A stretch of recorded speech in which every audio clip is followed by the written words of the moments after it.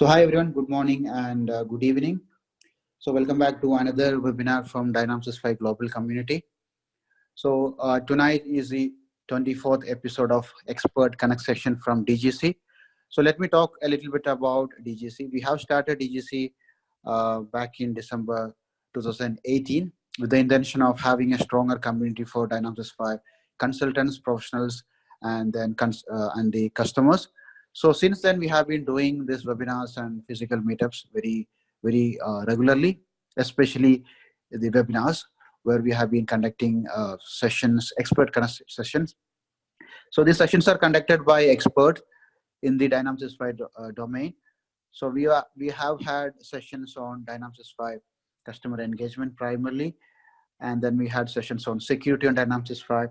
Then we have multiple sessions on Dynamics 5 portal. Then we have multiple sessions on Dynamics 5 or Microsoft Power Platform, Power Automate. Then we had sessions on, I would say, AI Builder. So pretty much every topic we have connected. And tonight is the 24th edition of Expert Connect session. And our speaker is Linn. He is a Microsoft Power Platform and Dynamics 5 technical architect. He's from New Zealand. In fact, he's joined at 5 a.m. today. So that is quite commendable. And yeah, and so that's about DGC. And as I mentioned, we have been conducting webinars on every second and fourth Wednesday of the month. So our last sessions was primarily on the top 10 tools on Dynamics 5 customer engagement. And our next session will be the third or fourth Wednesday of the month, February. Yeah. And yeah, so that's about DGC. That's about the webinar tonight. And tonight topic that is, moving towards unified interface, present by Linn. So Linn will be talking more on that. And just a few housekeeping tips. I request everyone to please mute your lines. So whenever you join, your mic will be open. So I request you to please mute it. If you have any question, you can just put that in the chat. We will take them up. And the mode of, the format of the session is total we have 45 minutes. It has it. 30 minutes will be the session, and the last 15 minutes we will utilize for the Q&A. So if you have any question in between, you can just put that in the chat. We will take up the questions, and also we'll be recording the session, and the recording of session will be available on DGC YouTube channel. Yeah. So I request everyone to please mute your lines. So over to you, Linn. Thanks, Feroz. Thanks for introduction, and Suresh for hosting this event. Good day, everyone. My name is Linn, and I'm working as a senior technical consultant at the DXC Technology in New Zealand. And as Feroz introduced, I started my career as a Dynamics technical developer, and now I'm transitioning and working in both Dynamics 365 and Power Platform. Today, the session is about the transition to the new unified interface. And for the Q&A session, I've broken down into 3 Q&A sessions. So once in the 1/3 of the session, there will be 1 Q&A session. And in another 2/3 of the session, there will be another session, and at the end, another session. So we'll have a 3 Q&A session instead of 1 big long Q&A. So as the title mentioned, the clock is ticking and transition now to the unified interface. So this is the URL of this presentation slide. So if you have anything, all the links and all this reference in the slide, you can access and download this slide deck and access those results afterwards. Today's agenda is I start off with the key differences between the legacy web client and the new unified interface so that you can advise the customers what are the differences and what can they expect for it, and followed by why you should transition. And we can also encourage the users to adopt the unified interface by teaching them what the advanced tips and tricks that we can do in the unified interface. And we also need to know how to do the transition, how to adopt, how to prepare for the user adoption strategies before we transition, and we will end up with the latest updates to the unified interface for the latest 2020 release wave 1 release notes. So when do we start for the unified interface transition? As we all know, the deadline for unified interface transition is 1st of October 2020. So the best time to start, it was yesterday. We were supposed to start long back. And the next best time to start is right now. So we need to transition, we need to plan for it.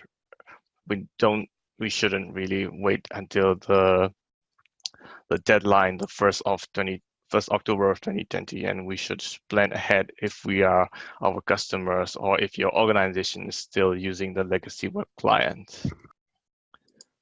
So the next session is what are the key difference between the legacy web client and the new unified interface. And let's have a look at the unified interface. This is the old, not the current, it's the old legacy web client that you're all familiar since CRM 2013. And as you can see in the new unified interface, the navigation there quite changed in the navigation change. For those who are familiar with the old CRM4, you're familiar with those left navigation sitemap and all these areas on the top navigation are now changed to the left side navigation.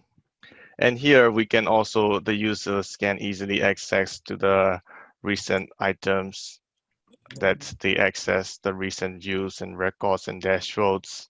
And if they want to access, if they want to pin those recent access records, they can pin it and they can see it in the pin menu. And if the users, they want more screen space, they can also collapse the left navigation sitemap as below. There are not much changes in the view. For the view changes, there are only a bit of a space between the grid views, and the access to the filter is the only change that we can identify in the unified interface. But there are other change to the view is the position of the charts pane. In the legacy web client is on the right side, and the unified interface, it comes from the left side where we open it up by the button top below. The other changes to the view is the responsive to the UI. In the legacy web client, if you change or resize and make it small window, it just show one column like this, but in the unified interface, it reflow into the cut view form, which should show the first 3 column of the view. Let's move on to the form changes. And this is the legacy web client form, and in the unified interface form, we can see the tabs are back. So it's just like the sitemap changes. Those are the tabs that we're all used to familiar with the CRM 4.0. One of the things with the unified interface is that the composite fields are not working. So in this legacy web client, there's a full name single composite field that will be shown as 2 name fields in the unified interface. There's an improvement in the timeline control, which is more configurable. And we can see all emails and activities and posts and notes in the one single timeline manner, in which we can sort, and we have more control over comparing to the previous social pane of the legacy web client. And in the last update of the Wave 2 2019, we also have this email thread view, which we can enable by personal settings. where we can see the related emails in a single thread, just like how we can see in other Gmail or other email clients. And one of the further major change on the form design is the related records. So as you can see in the legacy web client, we need to click on the top navigation menu to see the related records. And then unify interface, it will be shown as the last step. The related step will show all these associated views. And there's also quite a change to the quick create, which in the legacy web client, it shows as a 3-column window coming out from the top. And in the unify interface, it's one single 1-column 3-section form, which is coming out from the right-hand side. And there's also a good, nice feature that was coming with the last update in the Wave 2 2019, was the save and create new, where the user can just click and create a new records one after another. There are a few changes in the email editor as well. In the unified interface, email editor has more rich text editor, a lot of rich text controls available. And there's also a preview mode where you can click on it and preview for different devices to visualize how it's going to be shown for different screen sizes. Some of the features are not yet available in the unified interface, but this list is getting less and less. When I presented about this in UG Focus back in 2018, I had 2 full-size slides to show all these features which are not available in unified interface. But now, as you can see, there are only 6 of them, and which of those are we don't actually use in a lot of our projects, probably except composite controls. You can see the full list and the reference URL at the down below, which after you download the presentation slides. There are some few read-only entities which are not available for editable in the unified interface, and most of them are just system setting related entities. And you can also see the full entity list in that, the up-to-date list. For example, if you wanted to check in next three months time, you can just go to that URL down below to see the updated list. I believe it will be less and less in the future. And there are also some features which are not available in unified interface, but Microsoft has allowed us to access those using the hybrid experience and advanced find and things like audit history and merge records and bulk edits.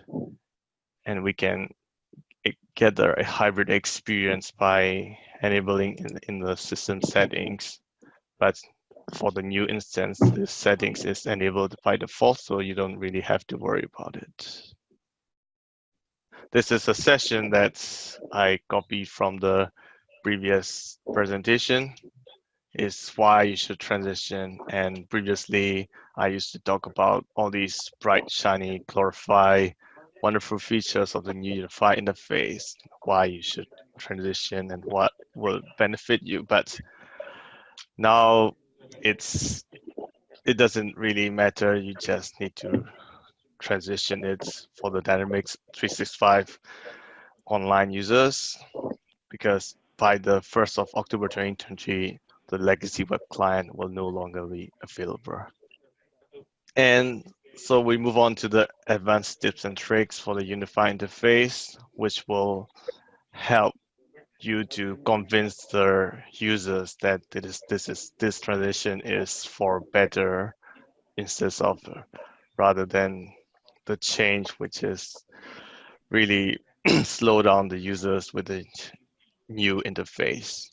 So one of the thing is, as I mentioned previously, in a quick create, they can save a new, which will let the users create the records faster than the normal quick create, where you just save and then close the window and then open it again.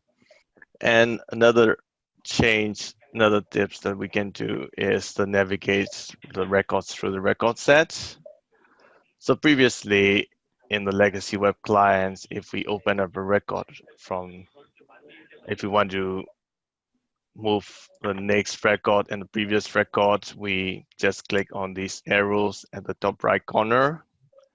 But now in the new unified interface, we have this arrows to open up the record set window. What it will do is if you click on it, it will expand the record sets, which is basically the view that you open this record from. And from there, you can open up the previous record or next record or the very first record, which is a better enhanced experience for the users to navigate the records. If you want to see more details, you can go and check out in this YouTube video by Gus Gonzalez in his 2-Minute Tuesday. And the link is just down below. And another thing that even myself has a hard time looking for, had to Google it. Once I've migrated to transition to the unified interface only, I couldn't really figure out where I have to go to the settings area because I can't find it in this menu anymore. And I had to actually the users admins they have to click on the settings at the top right corner, and there's the new menu called Advanced Setting, which will open up the legacy web client settings area only in the new tab. And there's also enhancements with the business process flow. And the enhancements is previously the business process flow is expanded by default, which is taking up a lot of space. In the new unified interface, it is cascaded by default. So when we are to change any of the steps in the business process flow, we have to click on the step to stage to see this fly out. But sometimes it is quite a hindrance if you want to see it all the time. In that case, you just need to click on this pin the flyout icon at the very top of this pop-up, and it will just pin it to the right-hand side of the window. So this one's also mentioned in this 2-Minute Tuesday YouTube video, and you can check it out if you want to see how it's going to work. And other items that we can do in the unified interface is to make use of the unified interface exclusive features to enhance the user's experience, such as we can add the custom controls in the business process flow.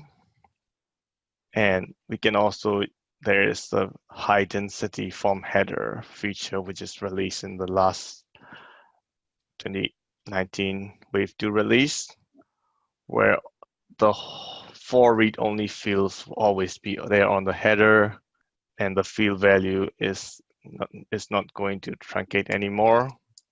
And also the title will also never be truncate, and we can also add the custom controls in the header flyouts. But the only caveat is that these 4 fields will be read-only, and if the user need to edit one of those fields, there will be additional click to open up the flyout and edit this field. And one of the other features that you can enhance in the unified interface in the reference panel, where you can combine the multiple subgrids into this one reference panel to save some space on the form instead of showing multiple subgrids. And we can also embed the Canvas apps inside the model-driven app. Previously, we used to able to embed only one, but now we can even embed up to 4 Canvas apps. So one of the business value that we can bring it using embedded Canvas app is to use this feature to replace the deprecated features of Dynamics 365, which is the dialogues, the process dialogues. We can design those process dialogues in the embedded Canvas app, and we can just resolve this process business requirement. There are a lot of things that we can do with the unified interface, like adding the custom controls, which is you can see on this form is the out-of-the-box custom controls that we can just choose from the control properties and just simply add them. And one of the custom controls that I really love is the editable grid. And in unified interface, the editable grid can be configured to have nested grids. For example, in this account records, there are a list of contact records. And in this contact record, it can show the nested child records within the editable grid.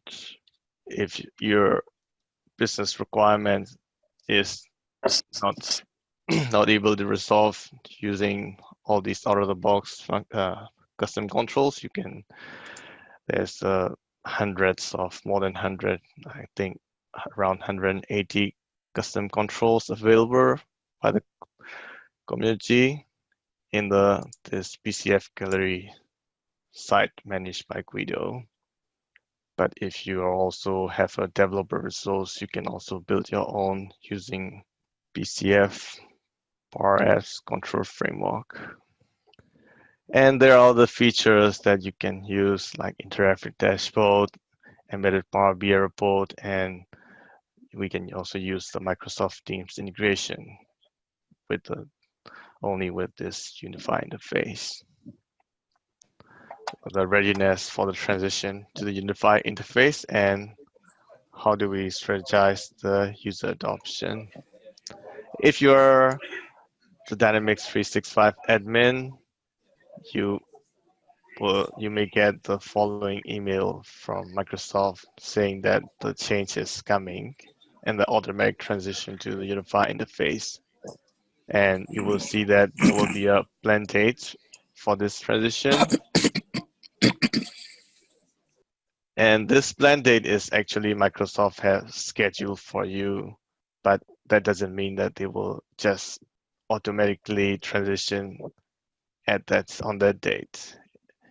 The admin needs to go and specifically approve the dates from the portal. So this is what Microsoft has automatically transitioned. And if the Dynamics admin or global admin can go to this run one, that powerappsportals.com, where the admin can see all the environments and their dates scheduled by the Microsoft.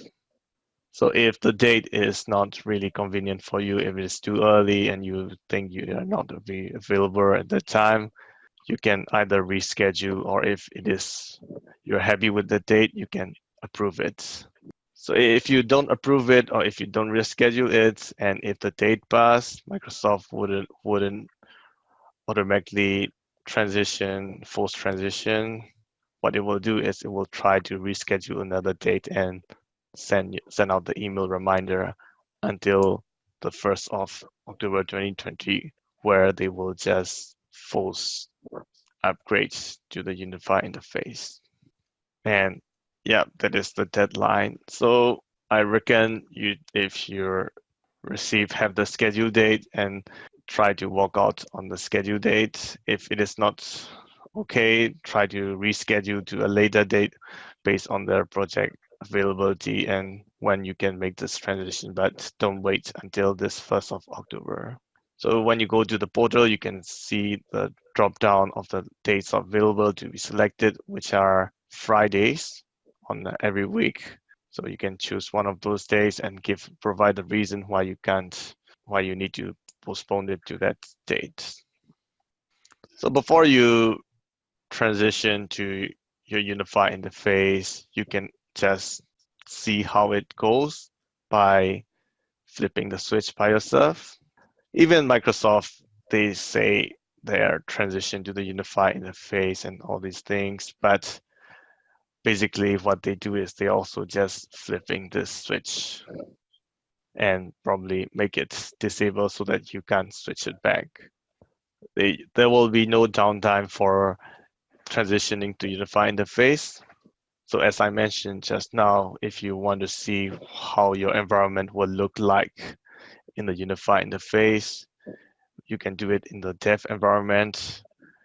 Go to the Power Platform admin center, select the environment and go to the settings and use unified interface only setting you can enable it and you can see how it's going on in your environment. So before you just start the transition, you need to have the app strategy. What is app in unified interface? The unified interface, it has the model-driven app where you can create the modular apps with the separate selective entities and views and forms and components, which is purpose for each module, which will allow the users to focus on their work. So based on their app strategy, you can create a parallel app where you can just dump the whole sitemap, the current sitemap of your default solution, and you can just load everything and make it parallel app with your current legacy web client and see how it goes. And another approach is create the pilot app, which is create the app for the very focused targeted user group, where you can create an app with this functionality required for this pilot user group, and then you develop and you test and you move out to the production, but only give access to these targeted pilot user group. In that way, the main group of the users, the majority group of the users will still have access to the legacy web client, while you can just transition some of those pilot user and see how the feedback is, and you can improve, iterate, and you can create a better one when you transition for the whole organization. And when you go onto the whole organization, you can have three options. The one is the first party apps, such as the customer service app and sales hub, customer service hub, those out of the box apps available from the Microsoft, or all-in-one app, which is that you create from the parallel test app. You just dump the current sitemap and all the necessary require entities without creating a modular app. And the last option is to create the app modules, which is targeted to each functionality. For example, we have a sales representative app where we only add all these required components for the sales representative, and a sales manager app to have the dashboards and views only required for the sales manager.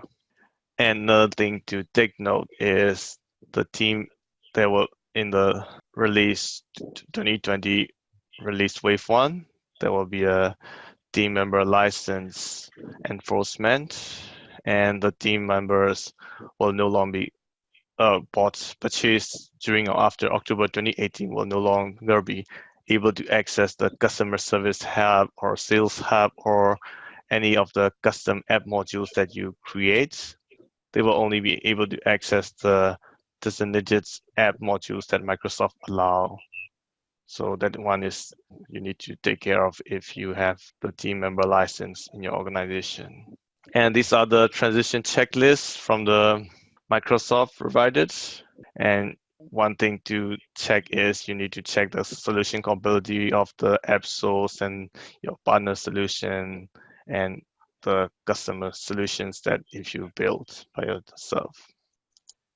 And before you start checking, start moving, transitioning, you check your custom solutions in the Paras Makeup Module Solution Checker, and that's where it provides the feedback on the plugins and custom flows and SDK message, all these issues related to those components, especially for the unified interface transition, you need to take care of this web resource issues raised by the solution checker.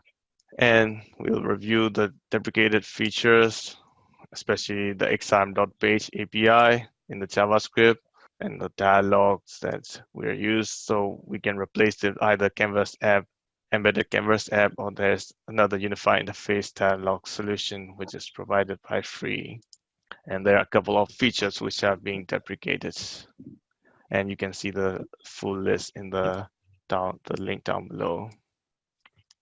And other UI and UX optimizations that you can do is you can optimize the navigation, you arrange the sitemap and the unified interface. You need to re-upload your custom entity icons because it only accepts .svgs and it no longer renders the previously uploaded PNG files. So since we now have the tabs and things, we have to probably better rearrange the form layout to optimize. And just I mentioned all these new features for unified interface, make sure you utilize those to improve the UI and UX user experience. So I quickly go through the unified interface updates in the next release. And one of the thing is we'll have the form dialog available, which will be available with the existing Navigate to Client API, where you can open up the create and edit form without navigating away. A whole quick find filter. And there will be a save button will always be available, even if it's on the auto save. And these are all this unified interface related resources. And if you have any question, you can ask for in the unified interface community forum. And if you're interested in other sessions, and you can go through the Microsoft Business Application Summit sessions. So thanks once again for everyone for joining. Have a great day. Good night. Bye-bye.